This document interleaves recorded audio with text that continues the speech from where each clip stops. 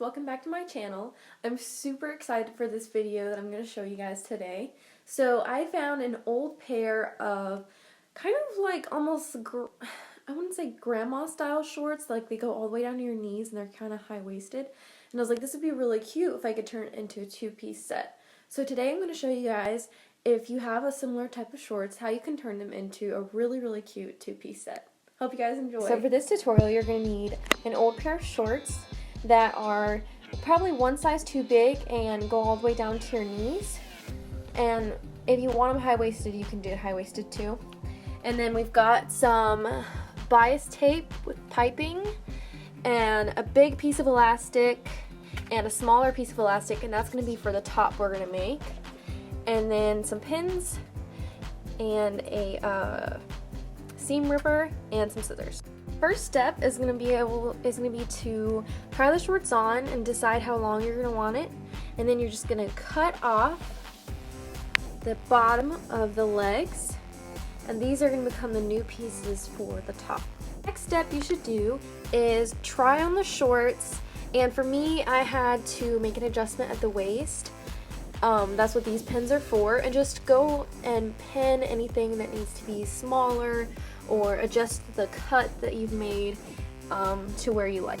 Next step that you need to do is take the pieces you cut off the bottom of the shorts and either seam rip along one of the seams or just cut down the middle of the leg like so that you can have a long rectangle of fabric.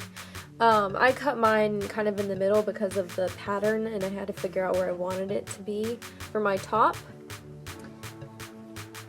Once you have removed enough of the stitching, you're going to take these pins out and just kind of remember the gist of how far you need to go in. And you're going to flip this inside out like that.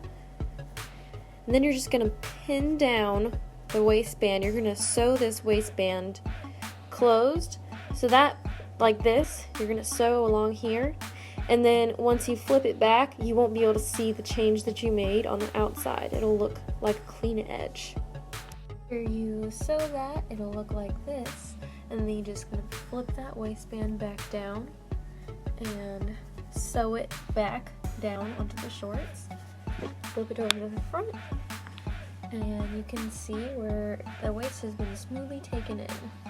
Okay, so now that I've successfully taken in the waist of these shorts, the next step that I'm going to show you guys is hemming the bottom leg holes. And also I made a slit on the side so that when I sit down it'll be more comfortable. So I'm just going to seam rip this hem over here as well. We're going to work on the top. So we're going to take these two long rectangle pieces that we cut off the bottom of the shorts, and we're going to put them on top of each other, right side on top of right side, and then pin that edge, and we're just going to sew it straight on this edge. The next step is to put the elastic inside of this space that's made by this hem.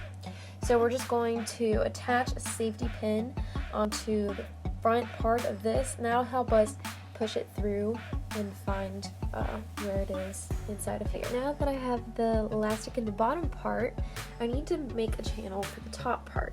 After trying it on, I realized I needed a little bit more fabric on top, so I've added this ruffle that I cut off of an old skirt. And what I'm going to do is I'm going to sew it down like this on the inside of this fabric, and then when I flip it over like so, I'm going to sew this a little bit further up to create that channel, and then the elastic is going to go in between these two pieces of fabric.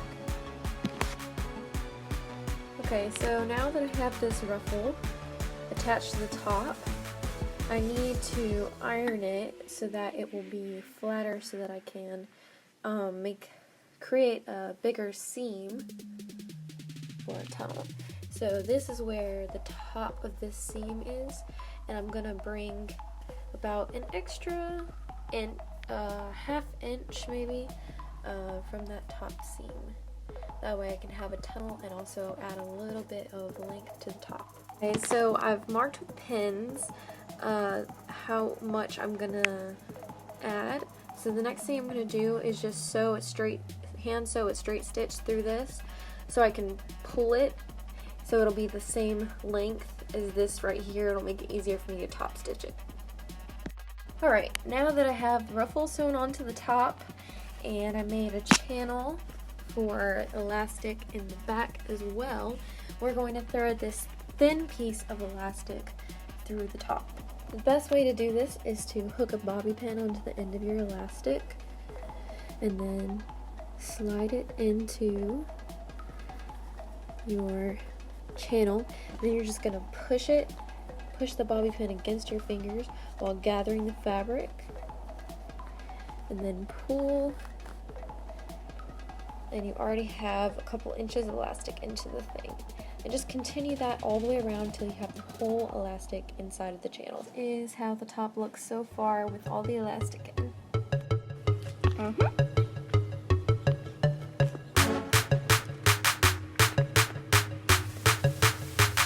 You're not cute.